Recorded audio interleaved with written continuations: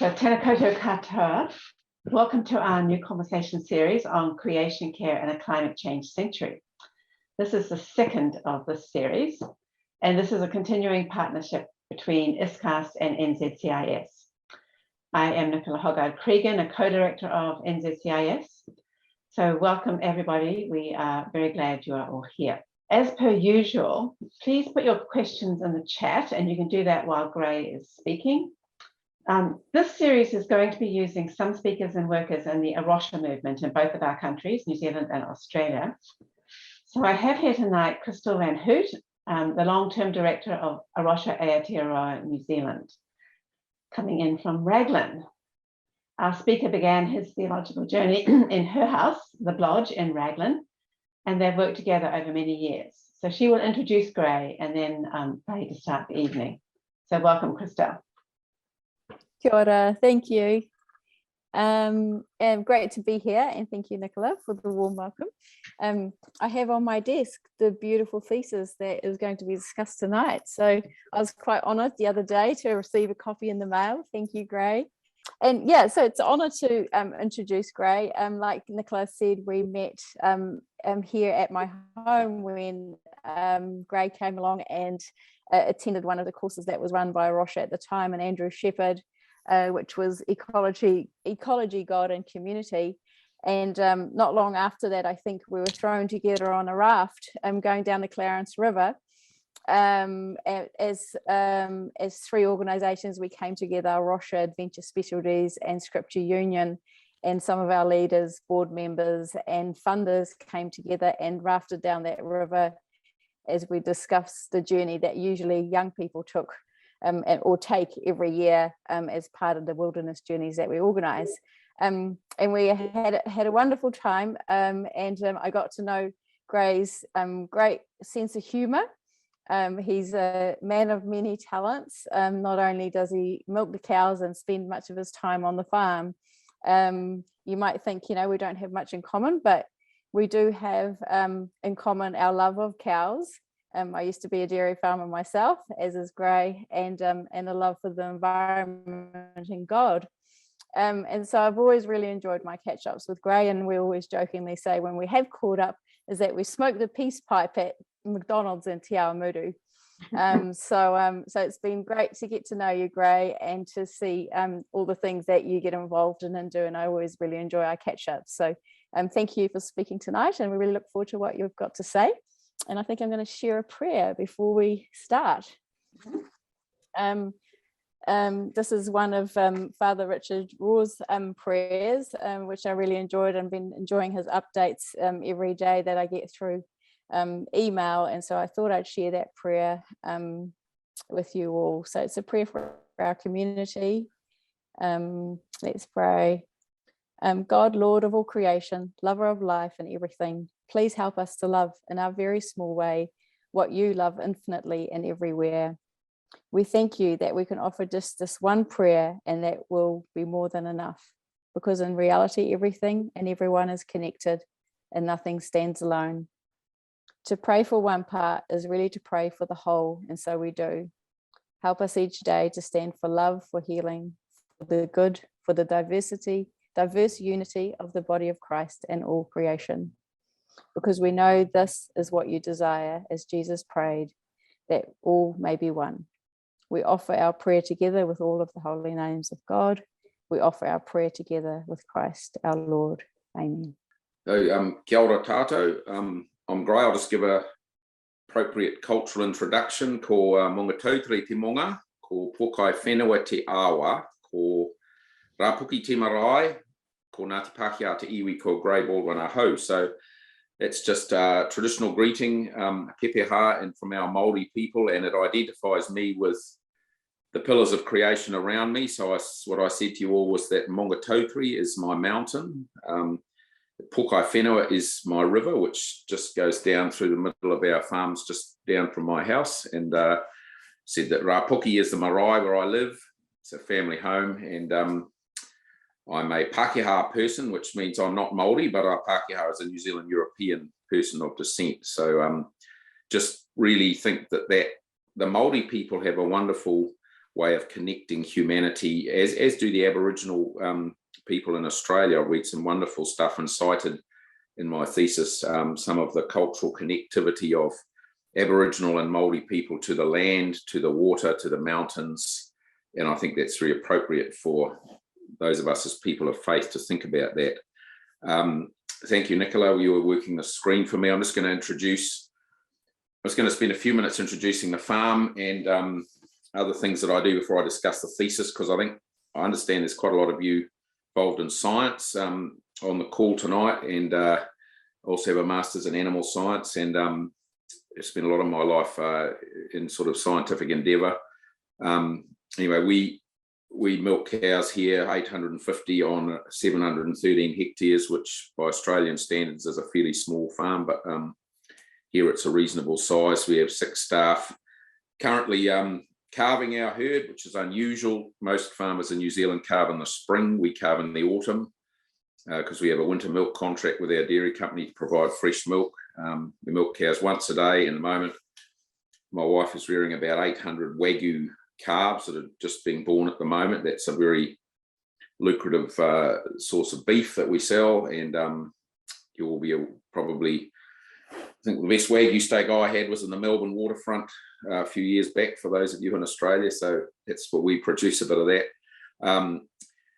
We've had a lot of environmental stuff going on the farm the last few years, and just riparian planting along the river and wetland, which Arosha was helpful in helping me plant, so appreciate that. And I guess just like to make a comment about, farmers in New Zealand, and I'm sure it's the same in Australia, are facing a barrage of regulatory and compliance issues. And what I'd just like to highlight in my brief comments is the interconnectedness of the environmental issues that we're facing. So we have invested heavily to get our cows sort of off the pasture and more into concrete feeding bunkers where you can contain the effluent and it won't escape to the rivers. The trouble with that, of course, is that my tractors are now going 24/7 because you're bringing the food in and carting the effluent out. So that increases your carbon footprint. And just when you're trying to amend that with a lot of tree planting, we have over 200 hectares of forest here. And then you're told that you're planting a monoculture and that you need biodiversity. So we should be planting native trees. So it's just a good example of where all of the issues we're facing are connected. And from a science perspective, there is not a lot of comprehensive connected science. Some scientists will tell you about water quality. Some more will tell you about your emissions profile and the climate change targets you should be aiming for, reducing your emissions, and others will be telling you about biodiversity, but nobody tells me about the whole three and how they are interconnected. And that's, I think, an important thing for us to reflect on as we try and improve the environment we live in. Thank you, Nicola. So the next slide is just a couple of insights. I do a lot of governance work. Livestock Improvement is a significant company in New Zealand, has 80% share of the dairy genetics market. So it's mainly a data company because breeding animals is mostly about the data, but we do sell a couple $100 million worth of bull semen. Vast opportunities in genetics. So we currently have a $5 million program breeding cows with a lower emissions profile. So if you want to use farmer language, cows that burp and fart less is another way you could put it. We are breeding those cows, and that will significantly help New Zealand farmers with their climate change and emissions profiles in future. Ballance is an interesting one. It's the largest fertiliser company in New Zealand. Plethora of moral and ethical dilemmas, not the least of which is where New Zealand is importing a lot of our phosphate from North Africa, and there's human rights issues up there in the Western Sahara. And so, yeah, I was involved with that company for 9 years. I just recently retired. But hey, look, if we want to eat something, you've got to have fertiliser. There's no ways around that. We farmed organically for 7 years, and there's plenty of organic fertilisers you can use, but they all come from North Africa as well. And there's carbon costs and all transporting fertiliser. So a lot of things to reflect on there. Trinity Lands is the largest company by a long shot that I'm the director of, $700 million balance sheet, 23 dairy farms, and a very significant portfolio of kiwifruit orchards. it's a Christian charity. I don't have any personal stake in the company, but there's a lot of, I struggle with the theology of wealth. If Jesus were here now, would he set up an enormous company like that and back Christian work? So we inject $20 to $25 million into Christian charities, including a Rocha through the E3 program, Laidlaw College, Otago University Theology, Christian think tanks, political think tanks, significant company, but it's getting very big and unworldly. And I struggle with the theology of the Lord is blessing us with financially. I don't know whether that's an appropriate conclusion to come to, even though it's clearly evident that the company is growing fast. But I look across the ditch for my lead, and for those of you in Australia, I look at the Australian farmers who a few years back suffered enormous droughts and walked off their land, and now on the East Coast they're getting flooded out. And so farming is not easy and always straightforward, but Trinity is going particularly well at the moment, as the milk price, the kiwifruit price, and everything we sell seems to be in huge demand around the world. And finally, I'm chair of our local parish, Anglican-Methodist. I'll tell you what, running a church is a whole lot more difficult than running a farm. There's only a couple of dozen people in the church, so I won't go on about that, but another governance challenge that I have. So it's just a little way of introduction, and if any of you have any questions about any of those moral and ethical dilemmas in agribusiness, then by all means fire away when we have the Q&A afterwards. So I'm just going to talk about my thesis now. Thanks, Nicola, and Crystal showed you the green cover on it. It might be called a greeny thesis, but people say, what do you study for? You're sitting on the farm there milking cows, and just got off the tractor, been 6 hours planting ryegrass this afternoon. We've got a big maize harvest on at the moment. You've got to plant your grass as quickly as you can behind the maize. I study to delay the onset of Alzheimer's. I don't know if there's any medical people on the call, but my understanding is activating the brain and using it more greatly assists in one's longevity. So whether it's true or not, I find it rewarding to do. So I've been sort of 6 or 8 year journey. I've done graduate diplomas at Laidlaw College, postgrad diplomas at Otago University. It's in South Island, Dunedin. Those of you who know our geography over here, and just finished my Master of Theology late last year. And it was the title of the thesis was I got interested in ecumenism. So I was in church one morning, in the Methodist magazine that we were reading advertised a course in ecumenism, and so I went to Christchurch, and I was fascinated by the fact, I don't think there's any biblical basis for a whole lot of denominations. There certainly were in Judaism. We had the Pharisees and the Sadducees and the Essenes and a few others. There's definitely and obviously factions in Christianity and also in most other faiths.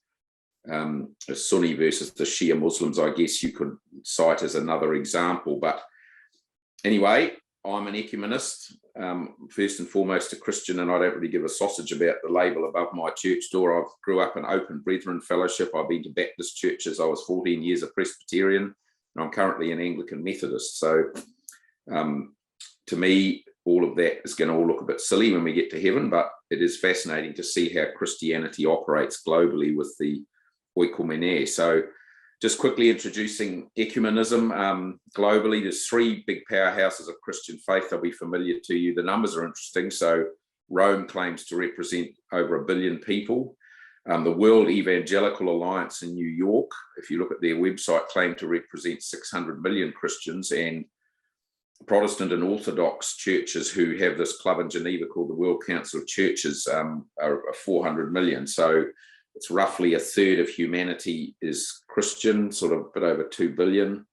The global ecumenical movement started in 1910, conference in Edinburgh, CMS conference, Missionary Society, fascinating developments. And in 1948, it was just after the Second World War, when the world and the churches were deeply divided post the Second World War, that the World Council of Churches were formed to try and bring unity across many divides that had developed over the war years. To be fair to the Catholics, who are not members of the World Council of Churches, but they have certainly put a very significant effort into the unity of the Christian faith, and particularly in the 60s when Vatican II Council was on, the Pope of the day was very open and inviting, and worked hard to achieve some more unity across the various branches of our faith, but fortunately was unsuccessful, and then we've moved on since then. So thank you, Nicola, for the next slide. We're really at the crossroads now, the theological basis, and fascinating, Crystal, you just read this verse in your prayer. So John 17, Jesus prayed that we may be one as they may be one, as we are one. So that's a Trinitarian analogy, obviously the Godhead of Christ, the Trinity. We are one, unity in the Godhead.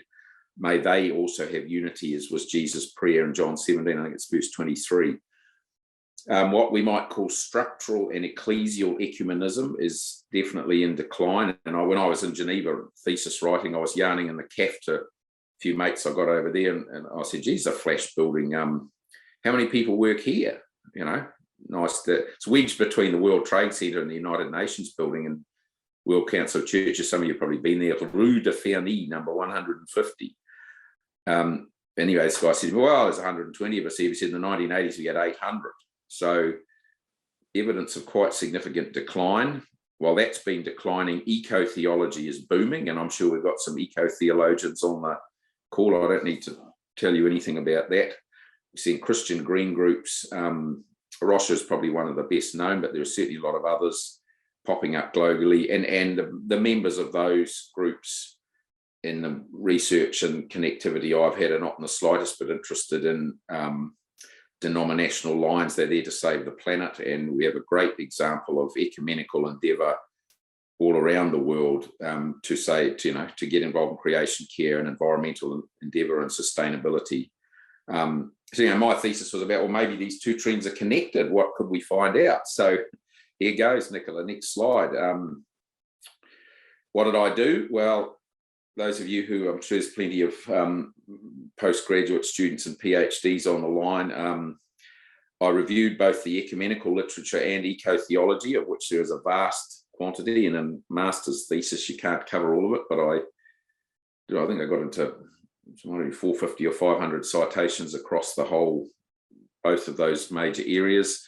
And what I decided to do was look for historical learnings from creation care initiatives that had come out of the ecumenical movement. So if we're going to have eco-theology and sustainability and creation care driving ecumenical endeavour, has this happened before? Has anyone tried it? And so I rock over to Geneva, turn up at the front door, show my University of Otago in New Zealand ID card and say, hey, I want to have a look at your archives, and a bit of bureaucracy. Luckily, I speak German, although they pretty good at their English, but did ein bisschen Deutsch sprechen, damit ich etwas anschauen könnte, ne, in the archives, and did the field. I did all my field work over there in Switzerland, and I got home in December 2019, was it? And we were in lockdown by March, I think it was, here in New Zealand, or April, whatever it was. So I was a little bit lucky, got my work done. Went into the archive, spent a few days, and they've got 2,500 photoshops of archival material out of the World Council of Churches, and all just on my iPad. So it's the same iPad I'm speaking to you now on. I just photographed it all and tabulated it all, and then spent the next 2 years looking for interesting trends and writing it all up. So next one, methodology. What have we got there next, Nicola? Historical context of my thesis. So within the ecumenical movement, there were some very early calls for Christians to get involved in creation care and actually do something. The most cited piece of work is by Professor Lynn White. That's the 1967 reference. He wrote a paper called Historical Roots of Our Environmental Crisis, or something like that, and where he pointed the finger squarely at Christianity as being an anthropocentric, people first, and to heck with the rest of the creation. Very famous paper, and cited just about every other paper that you read.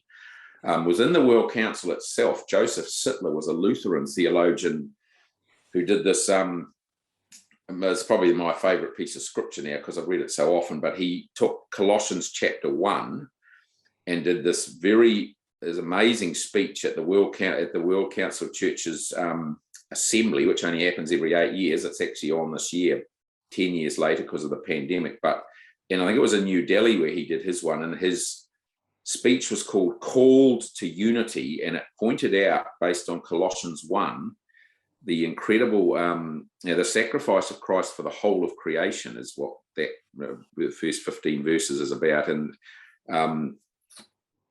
everything under heaven and on earth was reconciled through to God through the sacrifice of Christ, be it on the earth, under the earth, the whole, the universe. Fantastic piece of scripture.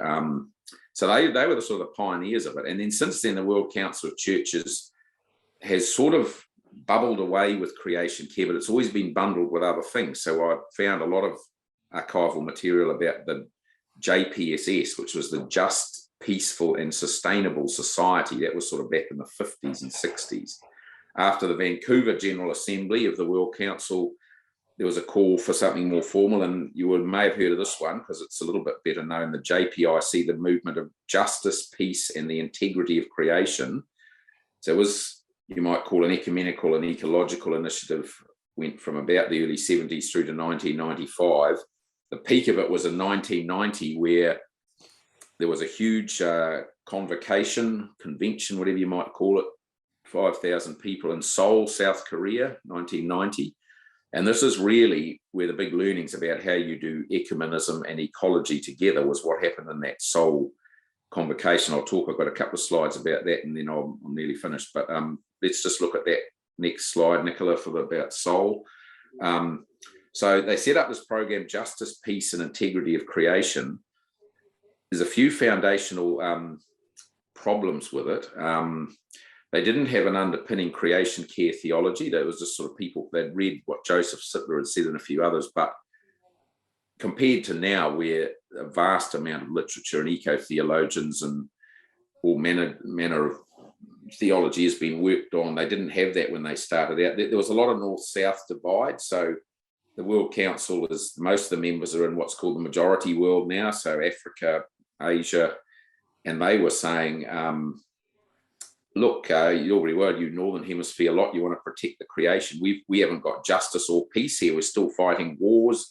We've got, abject poverty and discrimination and all manner of other things. The environment's sort of about 7th on our list, and you don't want to make it number 1. So there was a lot of in-house squabbling about that.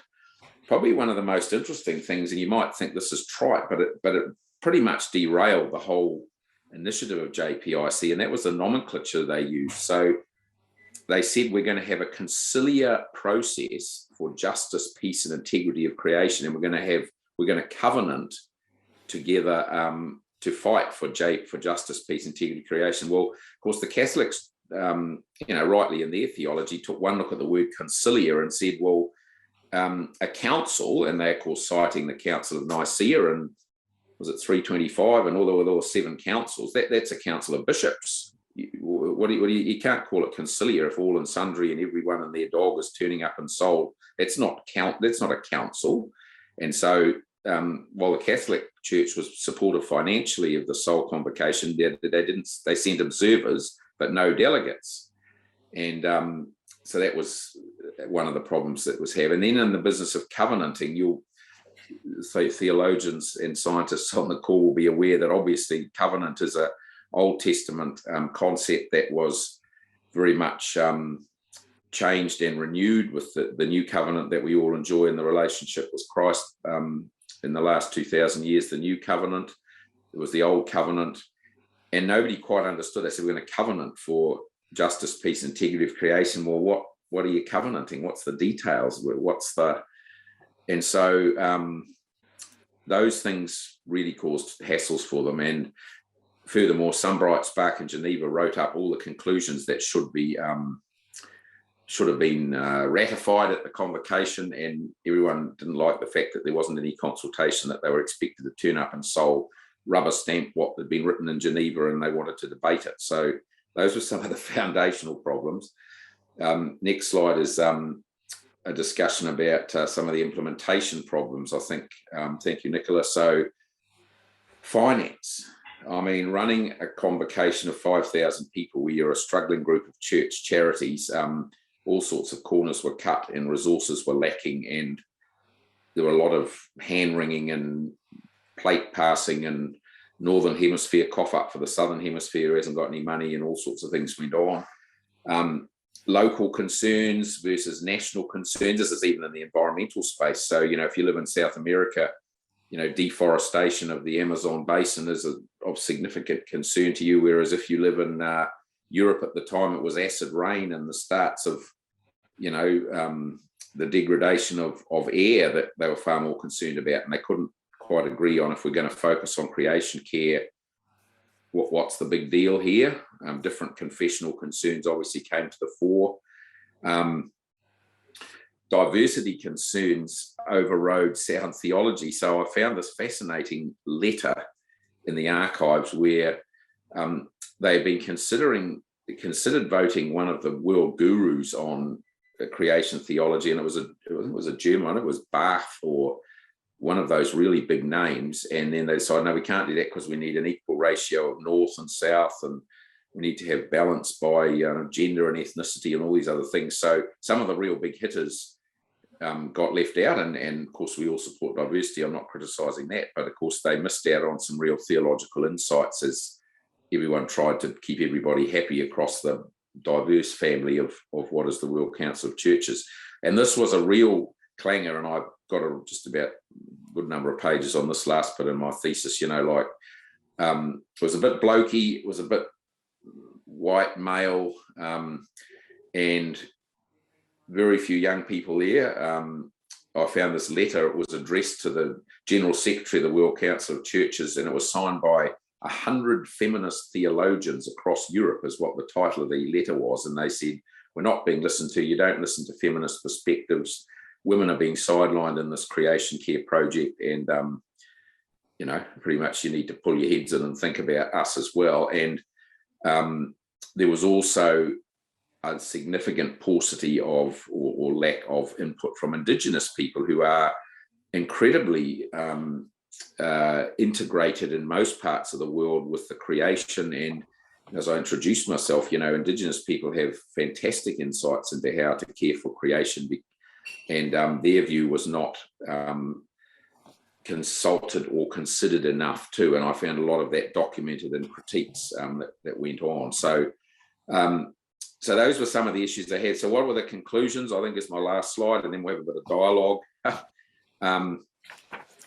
So I think what I conclude was, look, creation care could greatly assist the ecumenical movement if, is what I've said. And these are sort of based on some of the problems that I just documented. And this is sort of what I've cheekily recommended as a sort of a half-baked farmer at the bottom of the South Pacific doing a thesis part-time.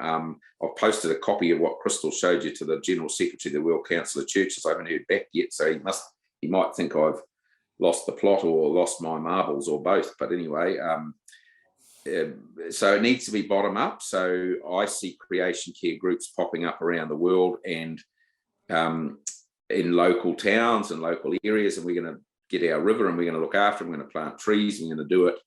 That seems to be a model that is effective in many parts of the world, and it means that local concerns and things can be addressed. You need to have the theology. Look, there are so many green groups out there that are not faith-based. I mean, I have had, I think, Crystal, you and I, and Nicola, or certainly Andrew Shepherd, discussed, what should Christian farmers be doing environmentally? Well, there would be 5 other environmental care groups around my district where nothing to do with faith, but they do a fantastic job. And I mean, there's big global ones. I mean, you all know World Wildlife Fund for Nature and Greenpeace and some of those ones. But in New Zealand, there's all sorts of fascinating stream care groups. I'm a member of our local river care group. There's biodiversity groups. There's all sorts of things. And so if Christians are going to get involved in this, we better sort out why we are doing it. And there's a fantastic theological basis for caring for creation. I've become far more biocentric in my view of humanity and its relationship with the plants and the animals and the creation around us. I was brought up with a very anthropocentric view of the world, but you've got to get your theology right. Otherwise, you're just another greenie group that's clamoring for attention in the market. I read a fascinating citation from a feminist eco-theologian it was Yvonne Cabarra from South America, but she made this, wrote this really cool chapter. And she's the future of the world is in the hands of poor women of the third world. And she justified it by saying, you know, they are the people who know how to make things go further. They know how to get something out of nothing. They know how to conserve water. They know how to not damage the environment and still get a square meal to feed their children. And, you know, the corporations and the blokes of Western Europe and North America wouldn't have a clue about how to save the planet compared to, you know, majority world women. And there was an interesting insight. There's some significant learnings there, I think. And the other thing is churches need to commit to it. And I know, Nicola and Crystal, you're in Arusha in Australia. I'm sure you're doing similar things, trying to get churches on board. It's not easy. Churches are up the wazoo and a whole lot of other problems at the moment, and managing pandemics and vaccinations and protesters across the different parts of Christianity is not easy for them. So I don't know how we get attention in that space, but it needs to come. And my final comment before we have a bit of a discussion is, and I can back this from any number of citations from my thesis, you know, like young people in particular are much less concerned about the label on their church door, if indeed they go to church. I could have written in there, they want to save the planet. And the passion, I mean, you think of young Greta Thunberg in Sweden, I mean, she's probably the pin-up person for young people on a crusade to save the planet. But there's heaps of young people, Christians, non-Christians. This will drive cooperation and ecumenical endeavour across churches without a doubt. You got to do it right. You got to get the right model, but watch this space. The next 10 to 20 years, it will happen, in my view. And the foundations were laid in Geneva all those years ago. Made a few stuff ups along the way, but this is going to happen. So thank you for listening. Hope that wasn't too boring or colloquial, but I'm happy to discuss any of what I've said and be challenged or told that I've on the wrong track and need to think about it a different way. Kia ora. Thank you so much, Gray. That was a great presentation. I liked your emphasis on theology. Questions, please. Gray, you mentioned that for some majority world people, saving the climate was bottom of their list, but it tends to be top of their list now. Have you noticed a difference, a change over the period of time you were studying? Yeah, well, that, bearing in mind that the archival material that I was working with was mostly out of the sort of 60s, 70s and 80s. They release archival material once it's 30 years old. So, right. So when this was all going on, there was a whole range of injustices in various parts of the world. And the trouble, of course, it was justice, peace and integrity of creation. So there was a bundle of three they were focusing on. And for many of those people, there was no justice, there wasn't any peace. And so the integrity of creation, in the series specifically climate change, but it wasn't, you know, I suppose the allegation was, look, you wealthy churches and people up in the Northern Hemisphere, you've built an empire, you've cleared your forests, you've, you know, done all what you've had to do and exploited the environment. And now that we're in trouble with it, you expect everybody else to come to your aid while we're still struggling with poverty, injustice, wars, dictators. Let's sort that out first before we worry about creation care. I think it would be different now. I think that's probably fair, but the thesis was in the context of that movement, which was in the sort of 70s and 80s primarily. Yep. Okay, well, Graham is going to ask the question that you were expecting to get, I think. Kia ora, everyone. Kia ora, Gray. Thank you. Just interested to hear how all this has affected your practice on the farm. Well, look, I suppose I could give you the polite and politically correct answer or the true answer. It hasn't made any difference at all. I mean, I am a commercial farmer. One of the dilemmas as a farmer is we are part of if you want to be left-wing about this, a sort of neo-capitalist system. I purchased the farm off my sisters and my family, you know, a few years back, paid, you know, $12.5 million for it, huge debts. I have to pay the bank, I have to pay my interest, I have to work within a system where the valuation of my cows, my land, it doesn't work. I mean, so I see so many calls for, or just reduce your footprint, just go organic, just scale back, just don't have such a focus on high production. And there's this term industrial dairy farming that pervades New Zealand literature. Well, I can tell you, no matter you're a Christian farmer or not, you got to pay the piper. And so I do a very significant amount of tree planting. We got the rivers pristine. We've got a whole manner of things, but every one of my neighbours is doing exactly the same thing, whether they're Christian, non-Christian, Buddhist, Hindu, anybody else. Like, we are required legislatively to look after the environment, and I do my bit, and I enjoy doing it, and I'm proud of doing it. But there isn't a direct connection between, just as many of you will have careers, and you think about your faith and you think about where you can integrate it. But we've been through a tough 3 or 4 years at the moment. The milk price is pretty good, and maybe we'll be able to have a bit of let up and sit down and relax and think about what more we can do to minimise our footprint. But right at the last few years, it's been hard out, and we're harvesting maize today. We're probably burning half a tonne of diesel an hour at the moment, because I've got a harvester, 6 tractors and 4 trucks going hard putting maize in the bunker for the winter. What do? You've got to think of ways to minimise your emissions, but you've also got to be part of the world around you, and pay your bills. So might not be quite the answer you might have expected, but that's the truth, right? Okay, sounds like you're making an argument for an interfaith approach as well as an ecumenical one, Gray.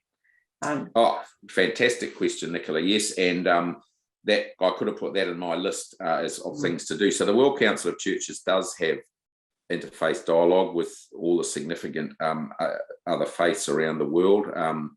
There is no question that I've got a citation in there. There's a book called The Green Dean, which is a Muslim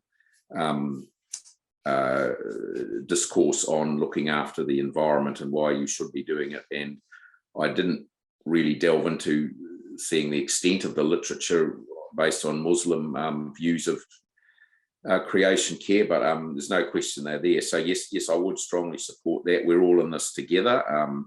For those of you Kiwis here, he waka eke noa, which is Māori, meaning we are all in the waka or the canoe together. And I think there's a lot of endeavour that could be. So some people now define ecumenism as interfaith dialogue. It's not just Presbyterians and Catholics and Anglicans, Pentecostals doing deals. It is interfaith. So if that's part of the future, then bring it on. I'd strongly support that. I'm afraid the questions are coming quick and fast now. So Bern, and then Christina, and then we'll get back to the chat. Bern, can you? Oh, hi. I'm just on a phone because I couldn't get into the computer, but Gray, great thinking. I'm interested in a couple of things, with your experience of organic farming and how you dabbled in it, you said, because there's such controversy around it. People say, how good it is. Others say, as you said before, I come from a farming background myself, and my mum used to put superphosphate on the grass, for the cows. We're dairy farmers. And now I look back at that and I can see the damage that was done by my Irish ancestors when they came to the Western District here in Australia, in Victoria. And, I guess way back they felled the trees, and, we're now suffering the consequences of it. But I just wanted your opinion on the organic, and how real is it? How valuable is it? Is it viable? And my other question was, have you considered any of the work of the Laudate Si encyclical from Pope Francis? Because I find that wonderful, wonderful reading and beautiful work. Thank you, Bern. That's an excellent question. So organics, very quickly, good system, works fine. You can get everything you need to do and fix the weeds and fix the animal health without antibiotics and grow the grass without urea, and you can do all those things. It's very simple. The issue is you produce about 15 to 20% less, but all your other costs, your labour and your interest rate and everything else is exactly the same as everyone else. So organics is fine, but you need a premium. So what happened to us was we did organics for 7 years, and the dairy company was paying us 20% more for our milk Yes. than the conventional farmers. And then the global financial crisis came, and they came to us all and said, oh, well, they don't want organic cheese anymore in Tokyo, New York and London, so you can get stuffed and there isn't a premium anymore. Well, Yeah. you can't survive. So we gave it up, and now we've gone the other way and got very intense, high spec, high input agriculture that's serving us a whole lot better. So organics is fine, but you have to have a premium for the milk because you produce a lot less of it without all those income. So that's that question. And then Laudato Si, sensational. I've cited it right throughout my thesis. I should have brought it out tonight in the presentation, but I have it on my iPad actually, and I go to a lot of board meetings, and I've got one or two very Catholic colleagues who I respect very much. I remember the board meeting at LIC was very boring one day, and I texted my Catholic colleague on the other side of the board meeting and says, have you read Laudato Si lately? And looked at me like I was some sort of came off Mars or something. He hadn't heard of it, but he was the Catholic and I was the Methodist. So Pope Francis is a real leader in this area, and all of us in Protestant camp, or those of you who are Catholics, you're something really to be proud of there. So great document. Yep. Yeah, thanks, Gray. Terrific. Keep on the good work. Good on you. Thank you. Okay, Christina. I'm happy to wait. There are some other questions in the chat, but No, you go ahead. Go ahead.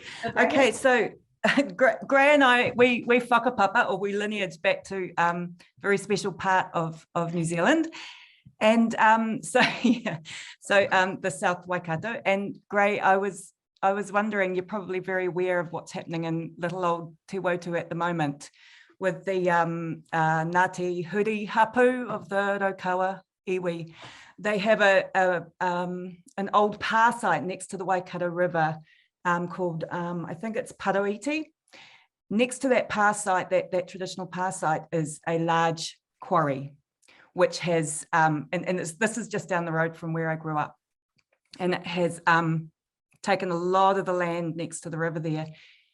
And my brother still farms there on the farm, and I can see actually the encroaching of this quarry across the land. And I've also read a lot about the heartache for our Indigenous people, particularly that local hapu, as they've watched the degradation of that pā site.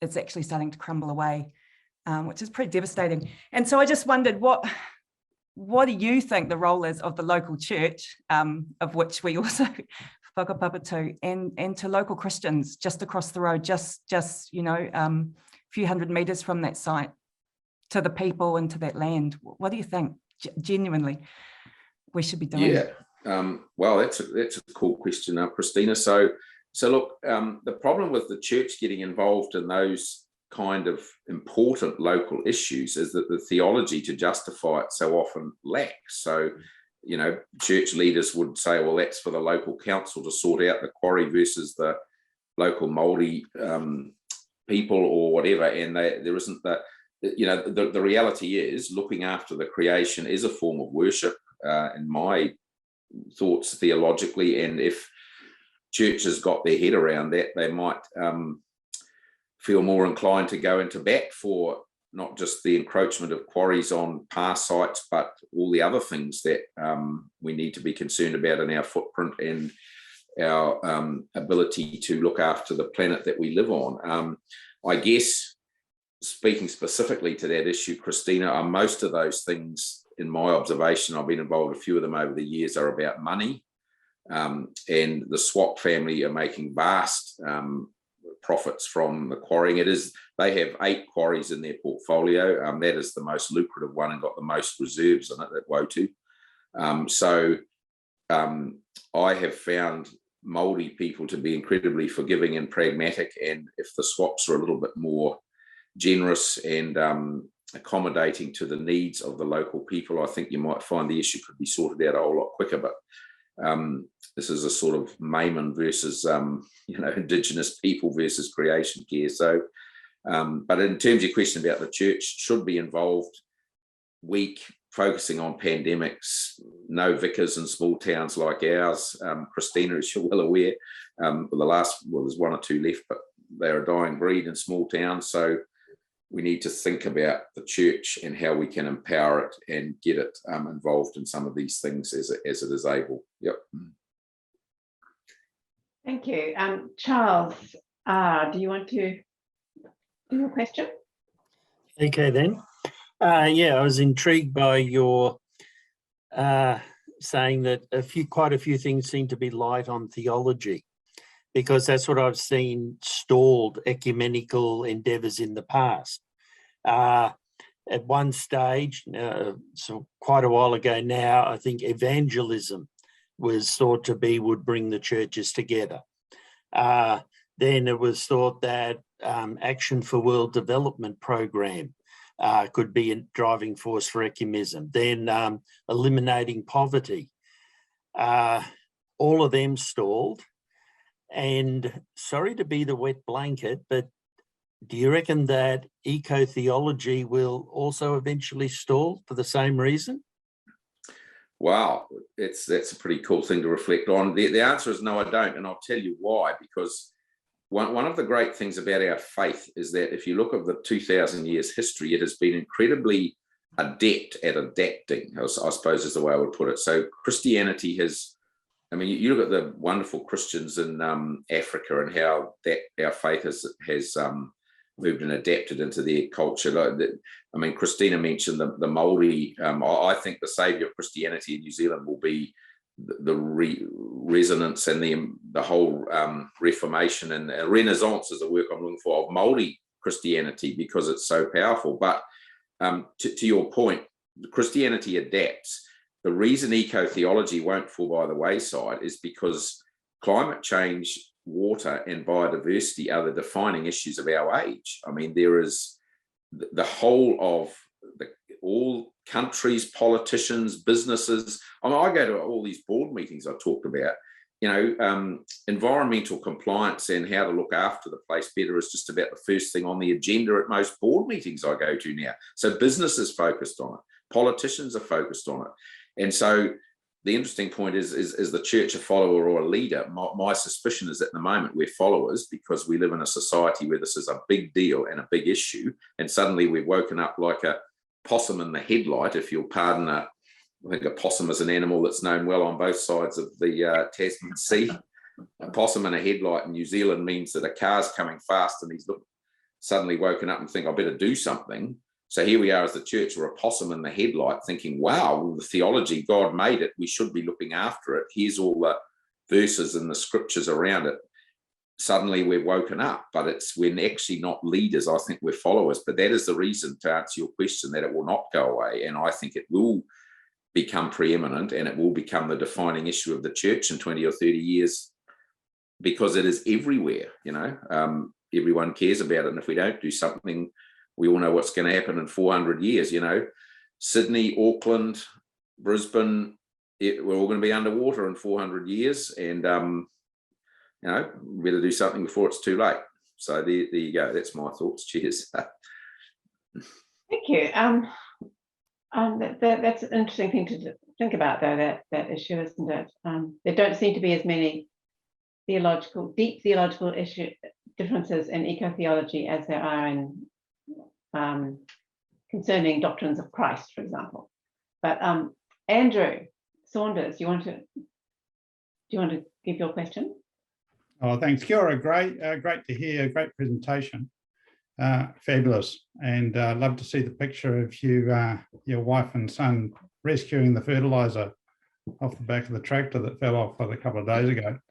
But, hey, do white men, as one white man to another, do we have anything to offer these days? A little bit tongue-in-cheek, I guess. I understand the sentiment, but I'm really interested to know how you and the trust you sit on work to overcome the power and wealth and male dominance and imbalance of boards, throughout New Zealand, but certainly, in terms of the Brethren roots in the Manawaru, they were mostly male. I know that Longview's got a couple of females at least on it, but can you just comment on that in terms of not only the male dominance, but also the power of wealth and the seductive nature of it, really, because you're so successful? Yeah, sure. So speaking to diversity first, I'm an absolute believer in that. So it's my secular way. I don't divide my life into the church and the secular, but I go to board meetings for a genetics business or a fertiliser business, and I'm serving the Lord as much as I go to Trinity Lands and So I have seen multiple times examples of where you bring more women, more young people, and more Māori in the case of New Zealand cultural relevance, or Pacifica. I mean, another significant cultural group.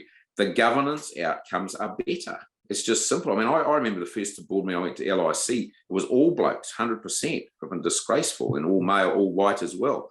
And it was blokey, and you'd talk about the rugby and you'd silly nonsense and never get on with it. Get a few women on the board.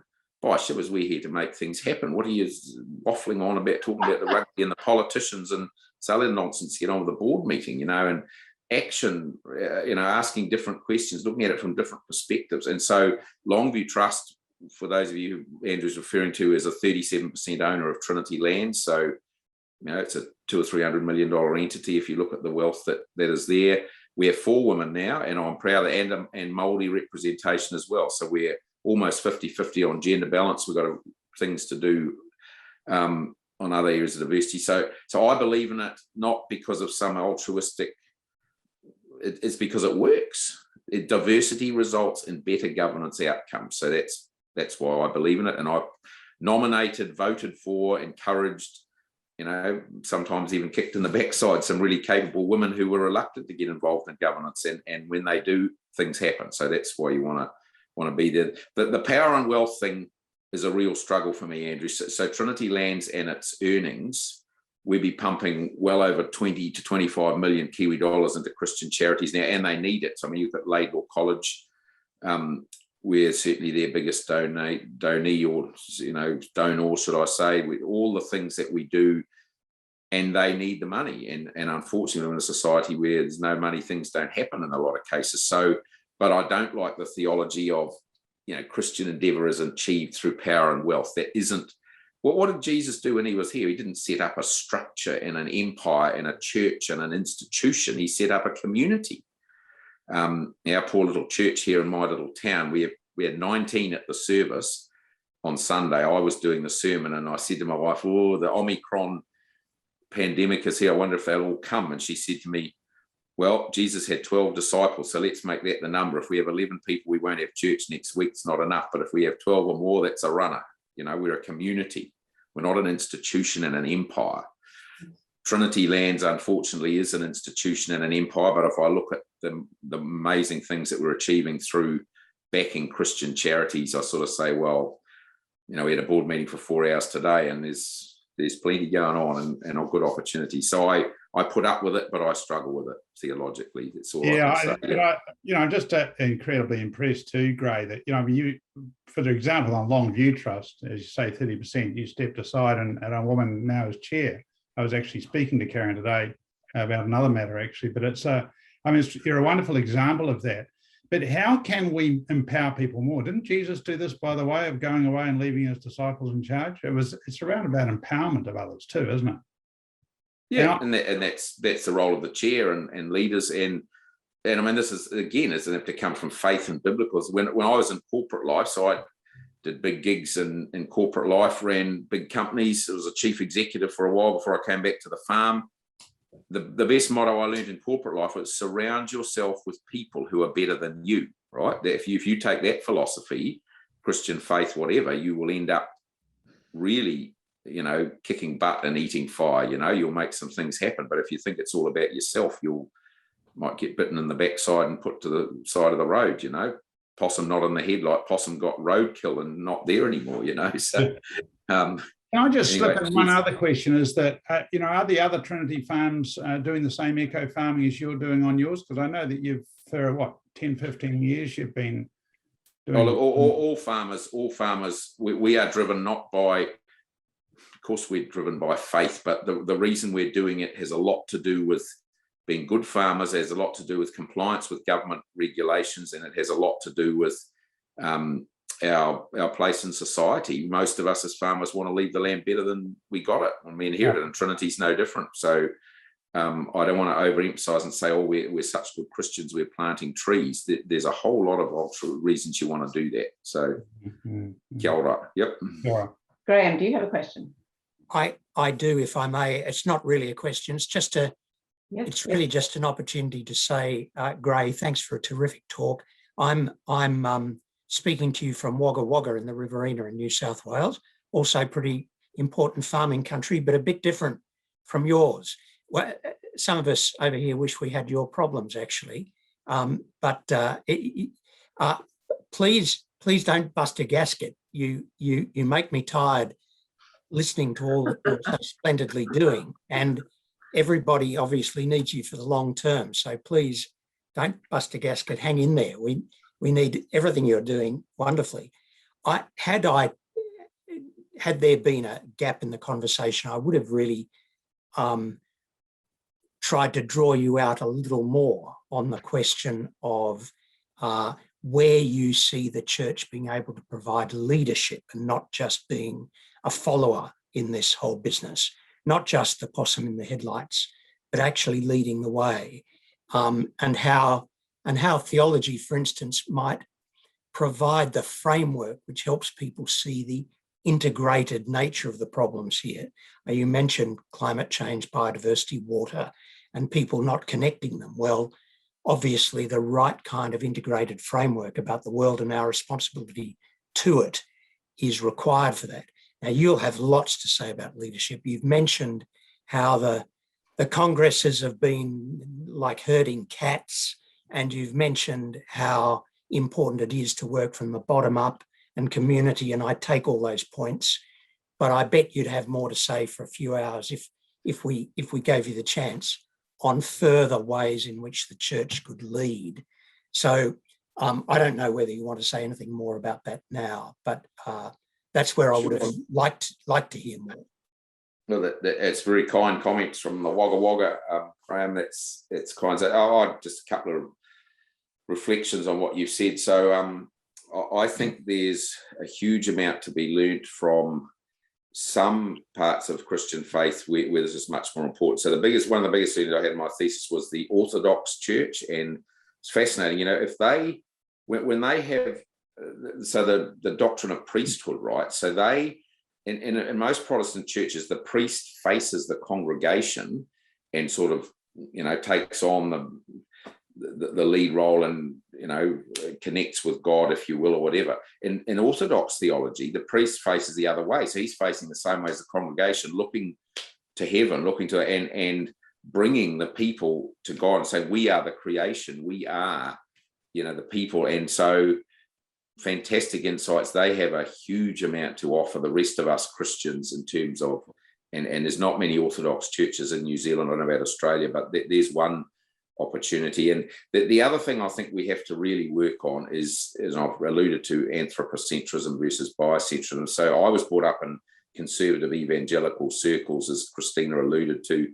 It's all about save your soul, it's all about, the humans, and God is interested in the humans, and he made the whole thing, made all the animals, all the plants, all the birds, all the rivers and the mountains and the creation in the universe, right? So we somehow have a pretty self-important view of ourselves. And until we break that down and realize that just like the other mammals, we are part of the creation, yes, made in the image of God, you get to get your theological nuances right there, but no, we're far too anthropocentric, and go for a little bit of Orthodox theology would be my advice if we want to make some progress. So there's a couple of thoughts for you, Graham. Cheers. Yeah, no, thank you very much. And look, I won't hog this, but I also think you're right to say that those of us who lean more in the evangelical direction tend to think that this world is just passing away, and it is all about personal salvation, and we don't need to worry about the world. We just need to, as it were, be ready for the next one. And that's deeply unbalanced in many ways, but not least in its implications here. So, yeah. Yep. Great. Anyway, thanks very much indeed, Greg. Yeah, and we could talk about this a long time, you're right. Just to sort of note that Mary Town has something in the chat about local churches in Melbourne and developing vegetable gardens and things like that. And there are lots of churches, especially those associated with Eco Church in New Zealand, that are doing similar sorts of things. So just, if anyone's interested, please go to the Eco Church website associated with Arosha in New Zealand. And Jules says that he can't unmute, and his question I didn't really understand, but maybe you understand, Gray, is how does SNR's spaces affect farm practices? Yeah, that is, I did see that question, Nicola. I'm just going back to it in the chat. Yeah. There's SNAs, which are significant natural areas, but this says SNRs. Maybe they're regions.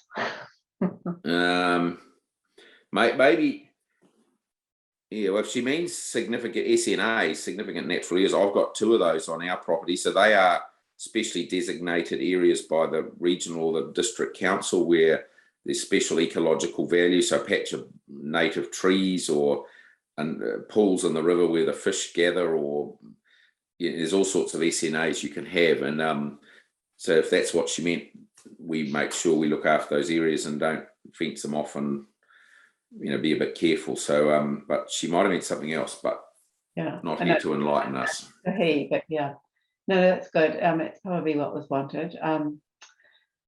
So Stephen, do you have a question?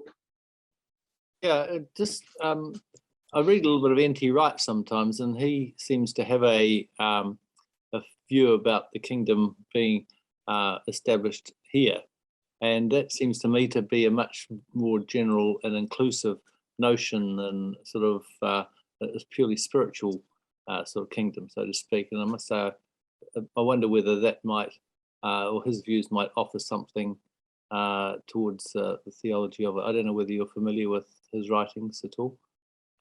No, I'm not, but I think I'm very interested in what you're talking about. So that, we were all brought up, heaven was somewhere where, up in the clouds. I suppose it comes from the last passages of Matthew where Jesus, the ascension and all those kinds of things. But I think Nicola would be far better qualified than me to talk about, heaven and where it might be. But suffice to say, I have certainly reflected a lot on the fact that what I was taught at Sunday school and as a kid, as I was brought up in Christian faith, that heaven is somewhere else in the never and in the clouds, is becoming increasingly difficult for me to reconcile. And there's a lot of evidence, a lot of theology that,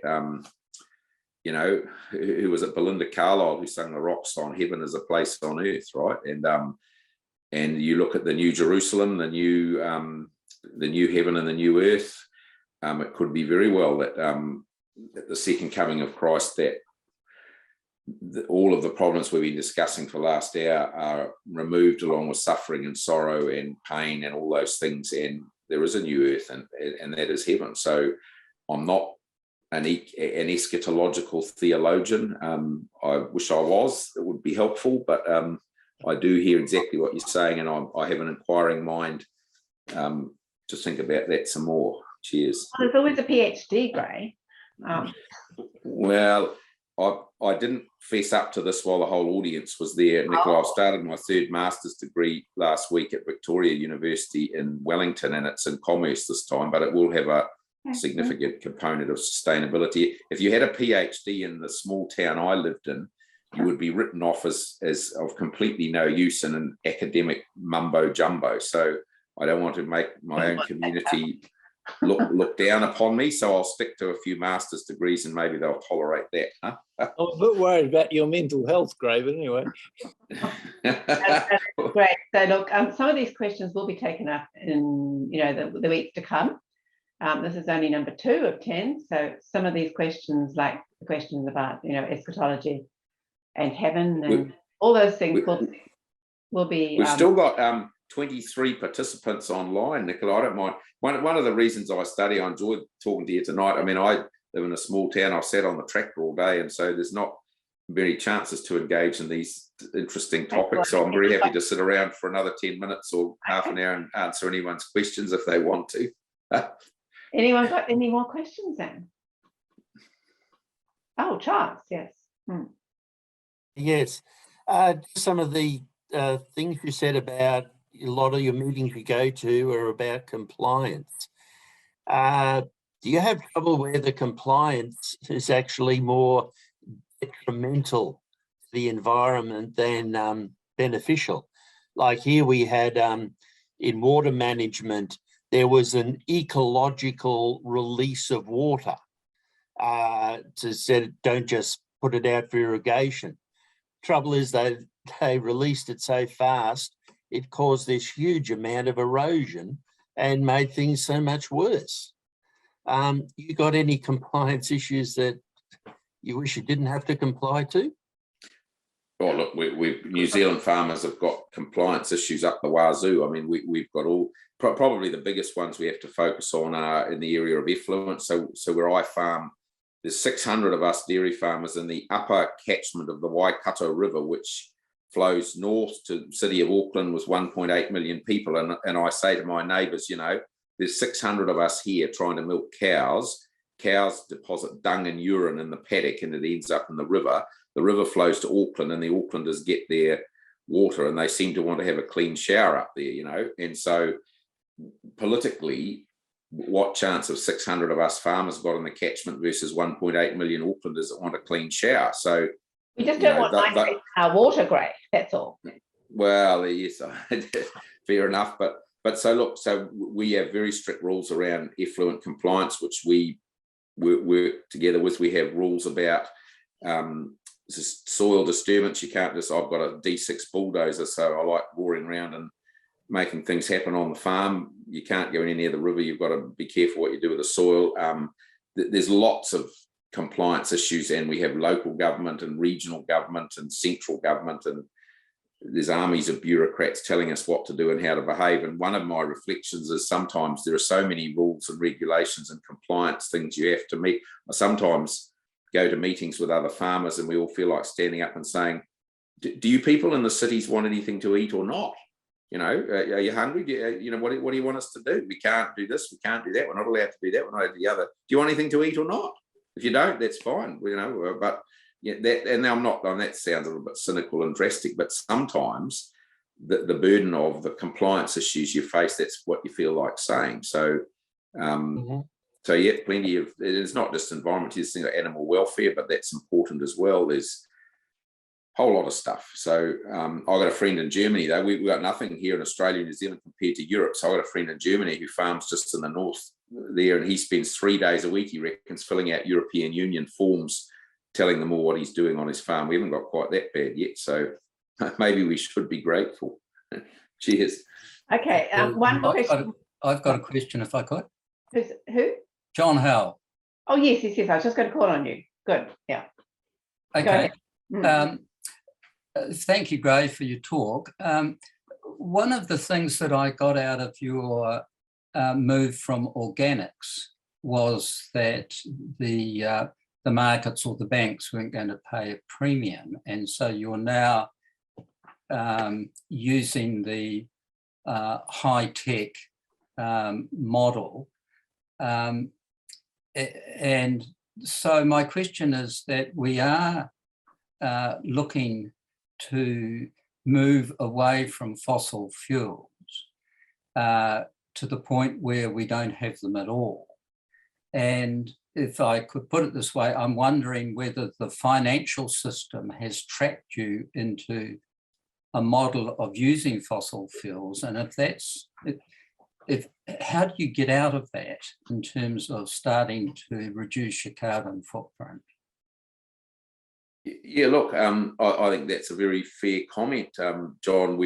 All of us, all farmers, Christian or otherwise, are trapped in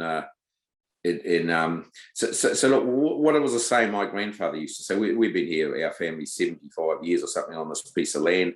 He used to say to me and my father and others, you know, folks, they're not, regarding our land, he said, they're not making any more of it, are they? You know, so we should look after and protect. So what's that code for? Land is a scarce resource, and as humanity's footprint increases, the value of land skyrockets, and you are forced as a farmer to participating in the, and I sort of gave the example, you know, buy the farm and have a whole lot of debt. And there are even things, I mean, this is a bit of a sensitive one to talk about, but you know, you are expected to be part of all the norms of society relating to gender and diversity. So you go back 100 years, farmers did it this way. The son got the farm, the daughters got nothing, maybe a piece of jewelry from their mother, and the eldest son got the farm lock, stock and barrel, and off he went. He had no debt. It's great. You can farm organically easily if you don't have any debt. Piece of cake. Now, I bought my farm off my family, got 3 sisters. They're all good girls. I respect them, every one of them, and they deserve their. But it doesn't make it any easier for me. I've got to buy the farm at the market value. That's the way the rules are in New Zealand, and it's the way our society accepts things. So either you buy into that or you don't. So getting more specifically to your point about fossil fuels, I'm a little bit, while we have massive global, we're in a pandemic now, there's not global tourism, but there was for the last 30 years. There's motorsport, there's massive commutes that are unnecessary in cities with people with one car, one person in one car. So I burn a lot of diesel to create food for the world. I'm feeling a little bit more comfortable about that than some of the frivolous uses of fossil fuels that I see still widely promulgated around society, and motorsport and global aviation-based tourism and needless commuting would be a few examples. It's going to take a while before we have tractors that run on batteries or hydrogen or all those other things. Until that happens, I'll be burning diesel and the world will be eating the food. But there's a few other people.